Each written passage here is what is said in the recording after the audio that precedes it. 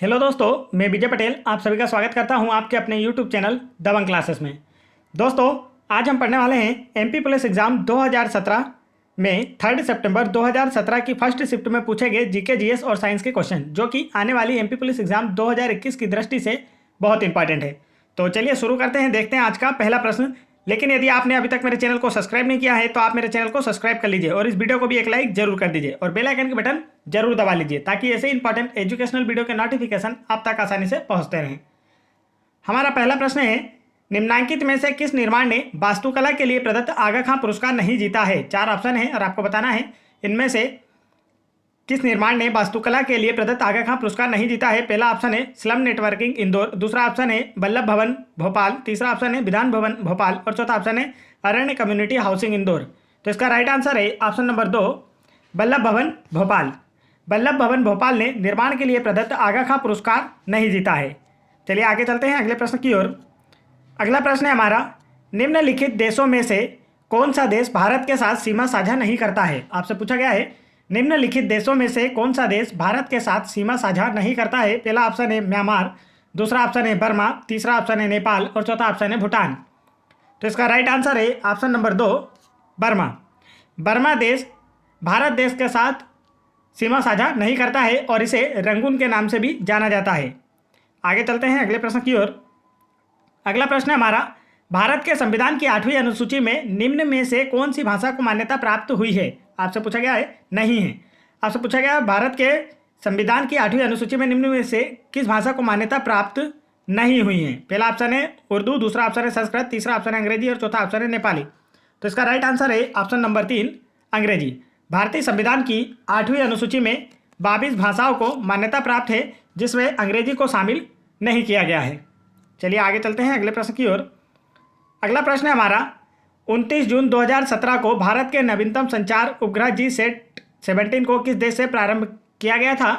तो इसका right answer था USA। तो यह 2017 का करंट अफेयर था, तो इसे आपको याद नहीं रखना है। चलिए आगे चलते हैं अगले प्रश्न की ओर।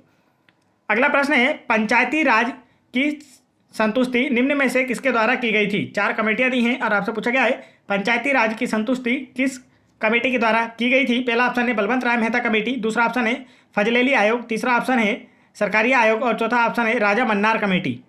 तो इसका राइट आंसर है ऑप्शन नंबर 1, बलवंत राय मेहता कमेटी। पंचायती राज की संतुष्टि बलवंत राय मेहता कमेटी के द्वारा की गई थी और पंचायती राज का वर्णन संविधान की 11वीं अनुसूची में किया गया है और पंचायतों को गठन का वर्णन संविधान के अनुच्छेद 40 में किया गया है। चलिए आगे चलते हैं अगले प्रश्न की ओर। अगला प्रश्न है, भारत का संविधान सभा के द्वारा कब अपनाया गया था? आपसे पूछा गया है भारत का जो संविधान है वह संविधान सभा के द्वारा कब अपनाया गया था। पहला ऑप्शन है 15 अगस्त 1945, दूसरा ऑप्शन है 1 जनवरी 1950, तीसरा ऑप्शन है 26 जनवरी 1950 और चौथा ऑप्शन है 26 नवंबर 1949। तो इसका राइट आंसर है ऑप्शन नंबर 4, 26 नवंबर 1949। भारत का संविधान सभा द्वारा 26 नवंबर 1949 को अपनाया गया था और भारत का संविधान 26 जनवरी 1950 से लागू हुआ था। तो लागू हुआ पूछा जाएगा तो 26 जनवरी 1950 से, और संविधान सभा द्वारा अपनाया गया था 26 नवंबर 1949 को। आगे चलते हैं अगले प्रश्न की ओर। अगला प्रश्न है हमारा, भारतीय संविधान किस लिपि में लिखित हिंदी को संघ की राजभाषा घोषित करता है? आपसे पूछा गया है भारतीय संविधान किस लिपि में लिखित हिंदी को संघ की राजभाषा घोषित करता है। पहला ऑप्शन है नंदी नागरी, दूसरा ऑप्शन है देवनागरी, तीसरा ऑप्शन है ब्राह्मी और चौथा ऑप्शन है गुरुमुखी। तो इसका राइट आंसर है ऑप्शन नंबर 2, देवनागरी। भारतीय संविधान देवनागरी लिपि में लिखित हिंदी को संघ की राजभाषा घोषित करता है और इसे अनुच्छेद 343 के द्वारा संघ की राजभाषा घोषित किया गया है। चलिए आगे चलते हैं अगले प्रश्न की ओर। अगला प्रश्न है हमारा, मालवा उत्सव 2017 कहाँ आयोजित हुआ था? आपसे पूछा गया मालवा उत्सव 2017 कहाँ आयोजित हुआ था? तो इसका राइट आंसर है ऑप्शन नंबर 3, इंदौर में आयोजित हुआ था। आगे बढ़ते हैं अगले प्रश्न की ओर। अगला प्रश्न है हमारा, निम्नलिखित में से कौन 2014 के लिए विश्व खाद्य पुरस्कार विजेता है? तो यह 2014 का करंट अफेयर था जो कि 2017 में पूछा गया था। तो इसका आंसर है ऑप्शन नंबर 3, संजय राजाराम। चलिए आगे चलते हैं, इसे याद नहीं करना है अब आपको। अगला प्रश्न है हमारा, 2016 के रियो ओलंपिक्स में पदक जीतने वाली पहली भारतीय महिला दिव्यांग खिलाड़ी कौन है? आपसे पूछा गया है 2016 रियो ओलंपिक में पदक जीतने वाली पहली भारतीय महिला खिलाड़ी कौन है? पहला ऑप्शन है करम ज्योति दलाल, दूसरा ऑप्शन है पूजा, तीसरा ऑप्शन है दीपा मलिक और चौथा ऑप्शन है मरियप्पन। तो इसका राइट आंसर है ऑप्शन नंबर 3 दीपा मलिक। तो इनका नाम आपको याद रखना है। 2016 में रियो ओलंपिक्स में पदक जीतने वाली पहली भारतीय महिला दिव्यांग खिलाड़ी हैं दीपा मलिक, इसलिए इनका नाम याद रखना है क्योंकि यह पहली भारतीय महिला दिव्यांग खिलाड़ी हैं जिन्होंने ओलंपिक्स में कोई पदक जीता है। और दीपा मलिक हरियाणा राज्य से हैं। यह एक पैरा एथलीट है। इन्होंने 2019 में राजीव गांधी पुरस्कार भी जीता था और वर्तमान में राजीव गांधी पुरस्कार की राशि 25 लाख कर दी गई है। यह भी आपको याद रखना है। आगे चलते हैं अगले प्रश्न की ओर। अगला प्रश्न है केंद्र सरकार में मानव संसाधन विकास मंत्री कौन है? आपसे पूछा गया है केंद्र सरकार में मानव संसाधन विकास मंत्री कौन है? तो वर्तमान 2021 की बात की जाए तो वर्तमान समय में मानव संसाधन विकास मंत्रालय का नाम बदलकर शिक्षा मंत्रालय कर दिया गया है और वर्तमान में इसके मंत्री हैं रमेश पोखरियाल निशंक। MHRD अर्थात मानव संसाधन विकास का जो मंत्रालय था उसका नाम बदल के अब शिक्षा मंत्रालय कर दिया गया है और वर्तमान में इसके केंद्रीय मंत्री हैं रमेश पोखरियाल निशंक। चलिए आगे बढ़ते हैं अगले प्रश्न की ओर। अगला प्रश्न है भारत के पहले मुसलमान राष्ट्रपति कौन थे? आपसे पूछा गया है भारत के पहले मुसलमान राष्ट्रपति कौन थे? पहला ऑप्शन है फखरुद्दीन अली अहमद, दूसरा ऑप्शन है जाकिर हुसैन, तीसरा ऑप्शन है मोहम्मद हिदायतुल्लाह और चौथा ऑप्शन है APJ अब्दुल कलाम। तो इसका राइट आंसर है ऑप्शन नंबर 2 जाकिर हुसैन। भारत के पहले मुस्लिम राष्ट्रपति जाकिर हुसैन थे और जाकिर हुसैन भारत के तीसरे राष्ट्रपति थे। तो यह भी आपको याद रखना है। आगे बढ़ते हैं दोस्तों अगले प्रश्न की ओर। अगला प्रश्न है हमारा जब भारत को अपनी आज़ादी मिली तब भारतीय राष्ट्रीय कांग्रेस के अध्यक्ष कौन थे? आपसे पूछा गया है जब भारत को अपनी आज़ादी मिली तो उस समय भारतीय राष्ट्रीय कांग्रेस के अध्यक्ष कौन थे? पहला ऑप्शन है सरदार पटेल, दूसरा ऑप्शन है आचार्य कृपलानी, तीसरा ऑप्शन है राजेंद्र प्रसाद और चौथा ऑप्शन है जवाहरलाल नेहरू। जब भारत को आज़ादी मिली तो उस समय कांग्रेस के अध्यक्ष थे JP कृपलानी। तो इसका सही उत्तर है option number 2 JP Kripalani. Bharat की आज़ादी के समय राष्ट्रीय कांग्रेस के अध्यक्ष JP कृपलानी थे। चलिए आगे चलते हैं अगले प्रश्न की ओर। अगला प्रश्न है हमारा बच्चों के लिए राष्ट्रीय नीति 2013 के अनुसार एक बच्चा वह व्यक्ति है जो किस आयु से कम है? आपको बताना है। पहला ऑप्शन है 18 वर्ष, दूसरा ऑप्शन है 16 वर्ष, तीसरा ऑप्शन है 10 वर्ष और चौथा ऑप्शन है 12 वर्ष। तो इसका राइट आंसर है ऑप्शन नंबर 1 18 वर्ष। बच्चों के लिए राष्ट्रीय नीति 2013 के अनुसार एक बच्चा वह व्यक्ति है जो 18 वर्ष की आयु से कम है और भारत में वयस्कता का आयु का जो मापदंड है वह 18 वर्ष है और 18 वर्ष की आयु को पूर्ण करने के बाद किसी व्यक्ति को मत का अधिकार प्रदान किया जाता है। चलिए आगे चलते हैं अगले प्रश्न की ओर। अगला प्रश्न है हमारा प्रश्न क्रमांक 24 अंडमान निकोबार द्वीप समूह कहाँ स्थित है? 4 ऑप्शन और आपको बताना है अंडमान निकोबार द्वीप समूह कहाँ स्थित है। पहला ऑप्शन है बंगाल की खाड़ी, दूसरा ऑप्शन है हिंद महासागर, तीसरा ऑप्शन है अरब सागर, चौथा ऑप्शन है प्रशांत महासागर। तो इसका राइट आंसर है ऑप्शन नंबर 1 बंगाल की खाड़ी में। अंडमान निकोबार द्वीप समूह बंगाल की खाड़ी में स्थित है। अंडमान निकोबार की राजधानी है पोर्ट ब्लेयर और इसके उपराज्यपाल हैं देवेंद्र कुमार जोशी। आगे बढ़ते हैं अगले प्रश्न की ओर। अगला प्रश्न है कौन सा राज्य मध्य प्रदेश से अलग होकर बना? 4 ऑप्शन है और आपको बताना है इनमें से कौन सा राज्य मध्य प्रदेश राज्य से अलग होकर बना है। पहला ऑप्शन है उत्तराखंड, दूसरा ऑप्शन है छत्तीसगढ़, तीसरा ऑप्शन है बिहार और चौथा ऑप्शन है झारखंड। तो इसका राइट आंसर है ऑप्शन नंबर 2 छत्तीसगढ़। छत्तीसगढ़ राज्य मध्य प्रदेश से अलग होकर बना था। छत्तीसगढ़ का गठन 1 नवंबर 2000 को हुआ था। तो इसे भी आपको याद रखना है। छत्तीसगढ़ का गठन 1 नवंबर 2000 को हुआ था। यह भारत का 26वां राज्य था। इसकी राजधानी रायपुर है और रायपुर का नाम वर्तमान समय बदलकर अटल नगर कर दिया गया है और छत्तीसगढ़ के CM हैं भूपेश बघेल और गवर्नर हैं अनुसुईया उइके। आगे चलते हैं अगले प्रश्न की ओर। अगला प्रश्न है हमारा उच्च श्रेणी का लोहा अयस्क किस जिले में पाया जाता है? आपसे पूछा गया है उच्च श्रेणी का लोहा अयस्क निम्न में से किस जिले में पाया जाता है। पहला ऑप्शन है मुरैना और रीवा, दूसरा ऑप्शन है दुर्ग और बस्तर, तीसरा ऑप्शन है रतलाम और धार और चौथा ऑप्शन है उज्जैन व कालूमार। तो आपसे पूछा गया है उच्च श्रेणी का लोहा अयस्क निम्न में से किन जिलों में पाया जाता है। तो इसका राइट आंसर है ऑप्शन नंबर 2 दुर्ग और बस्तर जिलों में। उच्च श्रेणी का लोहा अयस्क दुर्ग एवं बस्तर जिलों में पाया जाता है। दुर्ग तथा बस्तर जिले छत्तीसगढ़ राज्य में स्थित है। छत्तीसगढ़ की राजधानी है रायपुर, CM है भूपेश बघेल और छत्तीसगढ़ की गवर्नर है अनुसुईया उइके जो कि एक महिला हैं। आगे चलते हैं अगले प्रश्न की ओर। अगला प्रश्न है हमारा निम्नलिखित में से कौन सबसे पहली भारतीय खिलाड़ी हैं जो 2015 में विश्व बैडमिंटन चैंपियनशिप के फाइनल तक पहुंची सकी? पहला ऑप्शन है ज्वाला गुट्टा, दूसरा ऑप्शन है अश्विनी पोनप्पा, तीसरा ऑप्शन है साइना नेहवाल और चौथा ऑप्शन है पीवी सिंधु।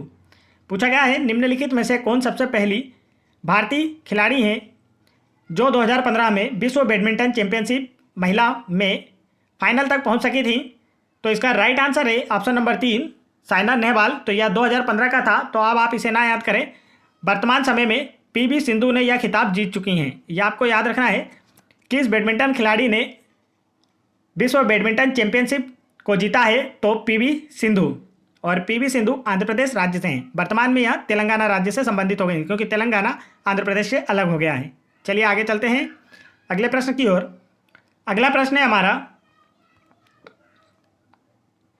धर्मनिरपेक्ष और समाजवादी शब्दों को भारतीय संविधान में किस संशोधन के द्वारा जोड़ा गया था? आपसे पूछा गया है धर्मनिरपेक्ष और समाजवादी शब्दों को भारतीय संविधान की प्रस्तावना में किस संशोधन के द्वारा जोड़ा गया था? पहला ऑप्शन है 44वें, दूसरा ऑप्शन है 46वें, तीसरा ऑप्शन है 42वें और चौथा ऑप्शन है 45वें। तो इसका राइट आंसर है ऑप्शन नंबर 3 42वें संविधान संशोधन के द्वारा।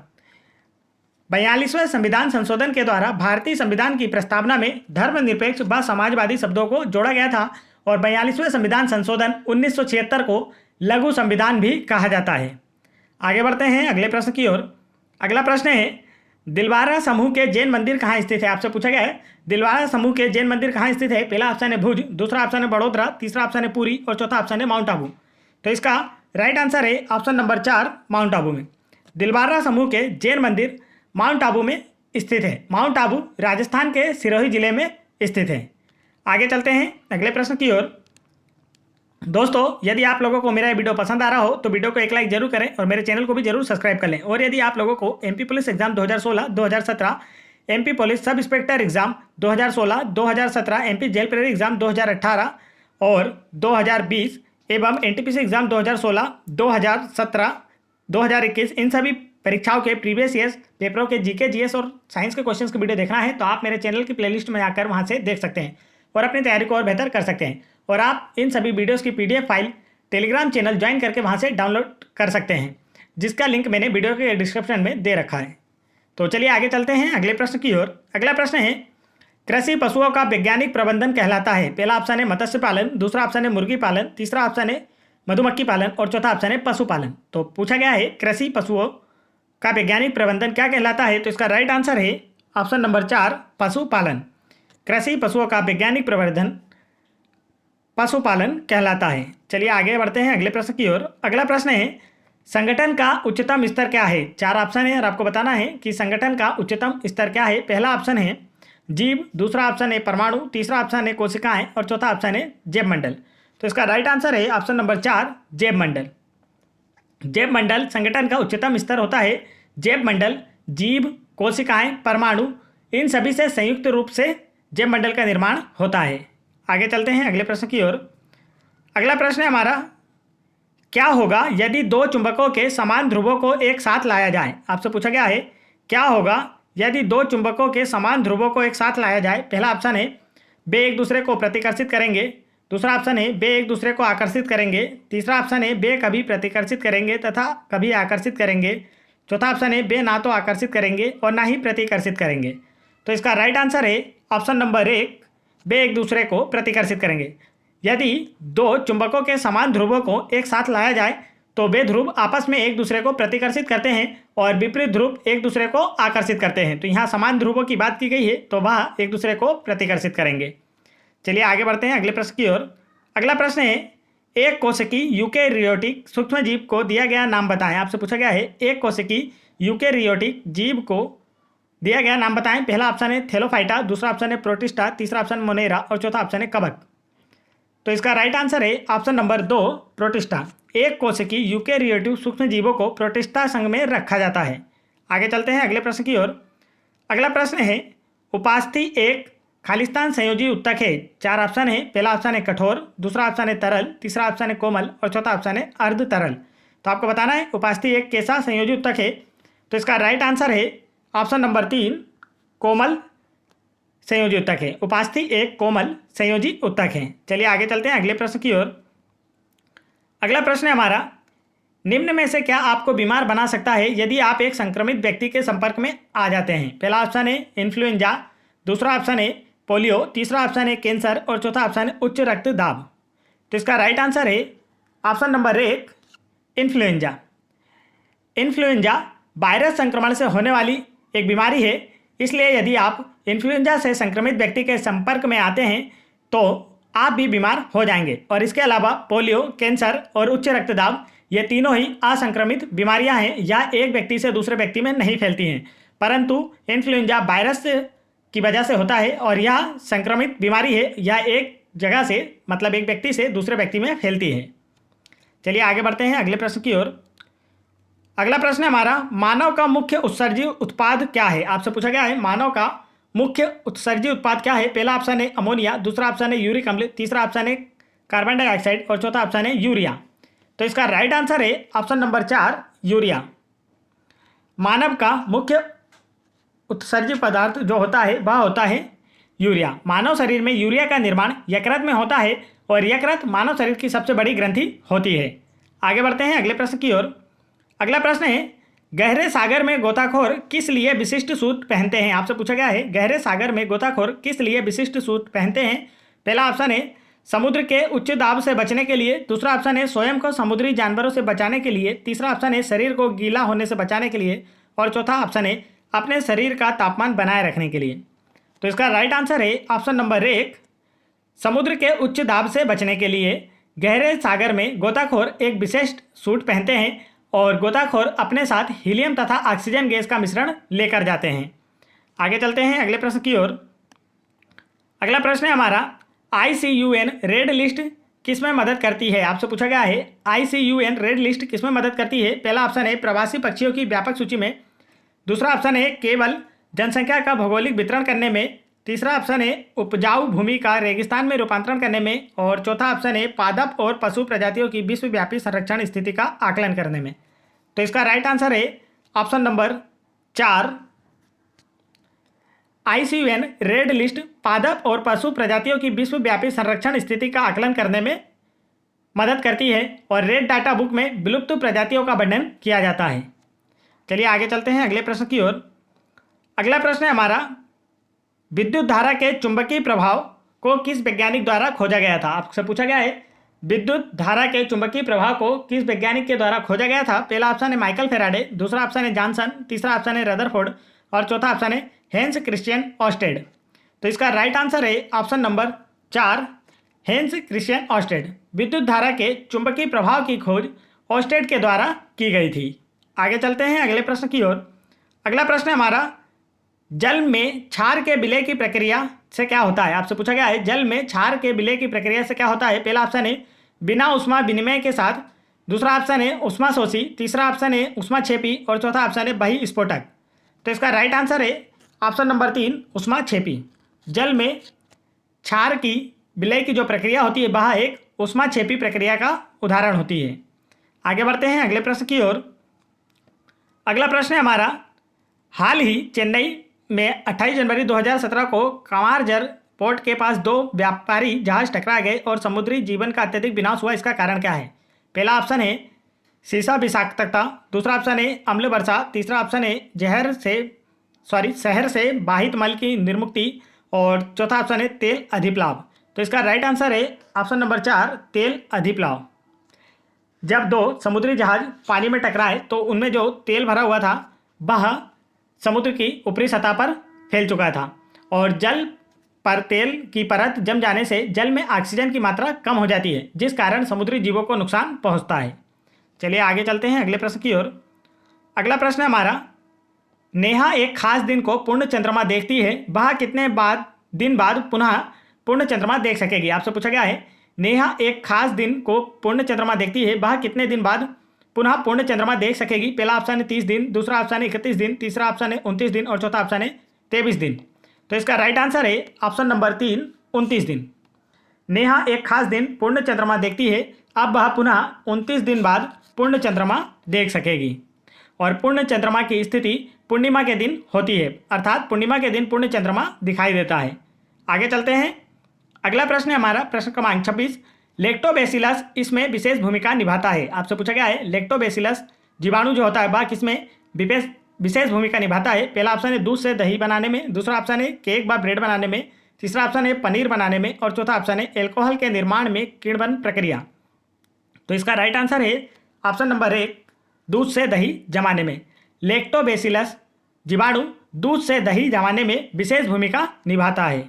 आगे चलते हैं दोस्तों, यदि आप लोगों को वीडियो पसंद आया हो तो वीडियो को एक लाइक जरूर करें और मेरे चैनल को भी जरूर सब्सक्राइब कर लें ताकि ऐसे इंपॉर्टेंट एजुकेशनल वीडियो के नोटिफिकेशन आप तक आसानी से पहुंचते रहें। और आप लोगों को यह वीडियो कैसा लगा मुझे कमेंट करके जरूर बताएं। जय हिंद दोस्तों।